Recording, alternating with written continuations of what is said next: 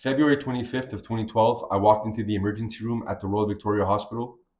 And when I went into triage, the nurse saw that I had very low oxygen levels, so they put me on a stretcher and they sent me into emergency right away. I started vomiting blood. My mom passed out, and I was fighting for my life after that. But before we go down that path, I'd like to just share with you a little bit about myself before that. So 24 hours before that, 48 hours before that, I was living a normal life. I had a small cleaning company, small landscaping company. We had a music studio built in my mom's garage where we were recording people. And I was recording myself. A month prior, I had released an independent music CD, which I was selling to friends, family, and people that wanted to encourage me. I was also working at an office, so it was a lot going on. But I can share a bit of that a little later. And that's sort of the lifestyle I had. Right, I worked a lot, had a few small businesses going. I was out and about with friends on a daily basis after work. I was smoking, I was drinking, and when I say smoking, I was smoking cigarettes and also marijuana, and essentially just living a young, wild, and free, and just pursuing my entrepreneurial ambitions. But I had a bit of symptoms, right? I started coughing, spitting blood a few months before that, and it sort of progressed faster and faster and faster. But I want to take you back to the hospital. So in that hospital, I started vomiting blood. It's a lot. It's a big blur. I ended up spending about 3.5 weeks in the ICU, fighting for my life. The doctors didn't know what I had for the first week. I ended up having Goodpasture Syndrome, which is an autoimmune disease which attacks your kidneys and your lungs. So essentially, my kidneys stopped functioning, my lungs filled up with blood. So I had to be put on a ventilator, which is something that helps you breathe. You might have heard of that, especially during the COVID time. I had to do plasmapheresis, which is a process of taking blood out of your system and removing the bad antibodies and putting better ones in. I also did hemodialysis. I lost a lot of blood. When I first got into emergency, essentially, they put me on blood transfusion right away because I had very low blood, or had, I don't know the medical terms, but anyways, I ended up having, I think, 27 blood transfusions in my time in the ICU. So that's pretty much the gist of the treatment I got. I had chemotherapy, had corticosteroids, I was receiving injections. I sort of looked like Frankenstein. I don't remember a lot of this stuff. It's stuff that people told me, but I was in a hospital bed. I was breathing through a tube, had a vacuum going in my lungs, sucking the blood out. I had tubes coming out of my neck. I still have some scars here that I can share some pictures if ever you're interested. I was defecating and urinating through tubes as well. And I was surrounded by machines. I was in the ICU. I was under 24-hour supervision from nurses. If you don't know what the ICU is, it's called intensive care unit. And essentially, from what I understand, it's sort of where you go when you're on the verge of, passing away, if I understand correctly. I'm trying not to go into too much detail here. It's the first video I'm doing on the topic, and I'm probably going to do multiple videos of all these different things in the future. But I just want to give a global view of my journey and essentially, why I'm sort of doing this. And then after the ICU, once I got through the rough part, I was put in a coma as well for 48 hours. Once I got better, and I'm making something very small that was very big and complicated, just for the sake of time, because I'm working right now. I digress.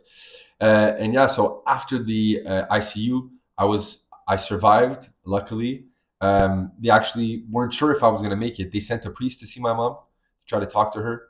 My mom and my aunt spent about a month and a half, more a month, sleeping on waiting room chairs, making sure that I was well taken care of.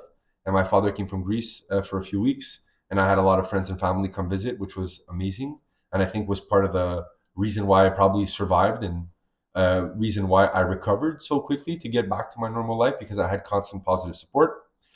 And unfortunately, when you spend that much time lying down in a hospital bed, about 3.5 weeks, your body loses muscle. So I think I lost about 20 pounds of muscle. I was about 200 pounds before the hospital, pretty good shape. 180 when I woke up in the ICU. My entire body was gelatin. I had to sort of rebuild my body. I had to relearn how to walk, had to refine my balance. And it's simple, right? Every day we're walking. Every day, you take for granted that you can get up off a chair, you can sit down, you can lie down, you can eat. And these are all things I had to relearn, right? Including going to the bathroom.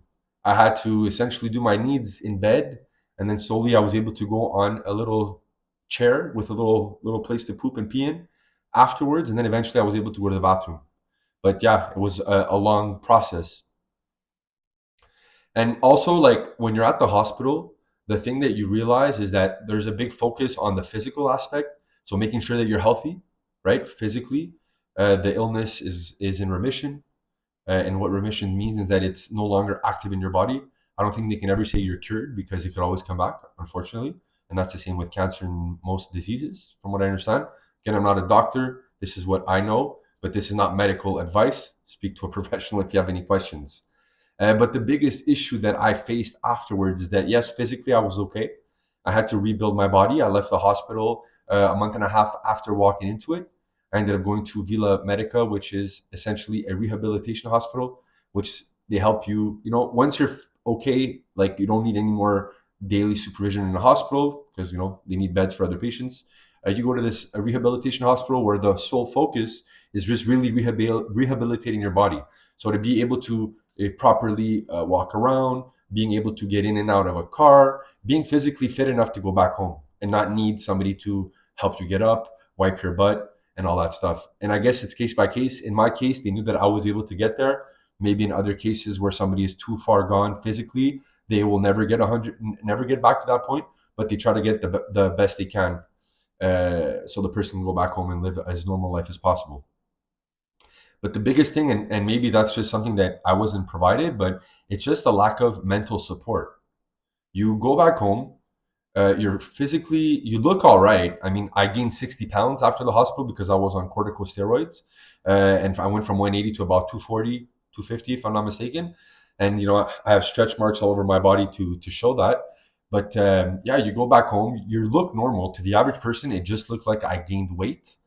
But unfortunately, I gained a lot of weight.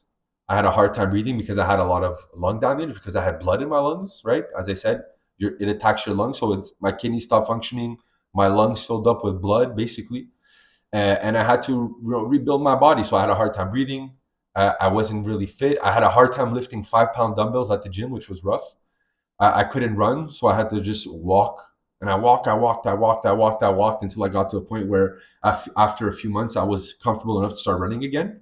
And there's a few things I wish I would have done earlier, right? I wish I would have continued with a private coach that could help me build up my body. I wish that I received help mentally from a therapist a lot early on. Similarly, I wish I got life coaching so somebody could help guide me build the roadmap that I wanted, um, and also rebuild the self identity and self love that I lost. Because when you think about it, the person I was prior to the hospitalization is no longer the person that was in the hospital bed. My body was not the same. My career was not the same. I couldn't continue my businesses. I couldn't continue making music. I had my throat was all messed up because I was on a ventilator for 3.5 weeks.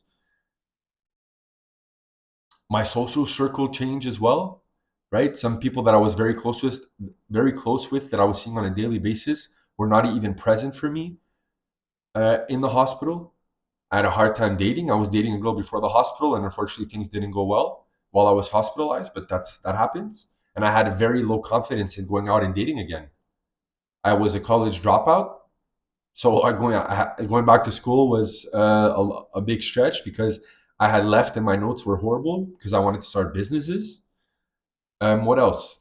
So and financially, I was blessed to have my mother in my life. I was living with her at the time, and she was amazing. She really helped me get back on my feet. But having to close down some businesses, not being able to work, not having a source of income, and just having to figure out where I wanted to go. I wasn't able to go back to cleaning and landscaping because there's chemical products there, and I wanted to stay away from that. I couldn't go back to music because my throat was all messed up. I actually ended up doing a second CD after leaving the hospital, but I just did that for my own purposes, like to feel better because I had to release some energy I had, and that's about it. So it was a long process. There's a lot of things I wish I knew, a lot of things that would have helped me speed up my recovery, and I had nobody there to really hold my hand that has been through it before, right? I had a lot of people around me, but unfortunately, not many people understand what it's like to have to rebuild your life, rebuild your person, rebuild everything. Because in that hospital bed, I didn't just lose, a month of life. I didn't just, have to do chemotherapy and all these pills and then everything was okay. I had to overcome a lot of things that changed the fabric of my life. I couldn't be around smoke anymore, and a lot of my friends were smokers. So, if they had parties and stuff like that, anyways, it's not about the parties, just that the fact that who I was before is no longer who I was after. And there was no way that I could go back to that person that I was. And today I'm making this video because I want to help people understand that there is a way to get back to a sort of normal. When you're standing in the rubble of what your life used to be, when you're surrounded by, a destroyed version of your life, just know that there is an after. There is something that you can work towards. There is a way to do it. Now, the path is not the same for everybody, but the methods can be replicated. And my goal here is to create a platform that I can use to essentially help people that are standing in the rubble of a past life. Things happen: disease, cancer, divorce, sexual assault, physical assault. There's so many people suffering every day, and they walk around and they look normal. They look fine. They look like nothing's wrong with them. But inside, they don't know who they are. They don't know who to turn to. They don't know where to go. They don't know what the next steps are to be comfortable again. And for some people, their goals are just to be okay, just to feel a little normal, just to look in the mirror and recognize who they see.